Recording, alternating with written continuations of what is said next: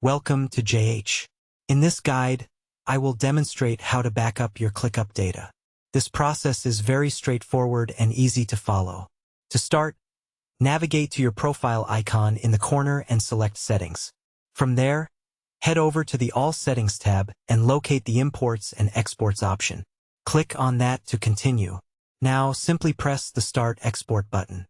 As you can see, you can import data from various spreadsheets and tools, but you can also export your workspace for offline backups and analysis. Click Start Export again to prepare your data in a CSV format. Once the process finishes, download the file directly to your device. Choose your preferred folder and hit Save. Your information is now securely downloaded and can be stored or imported later as a backup.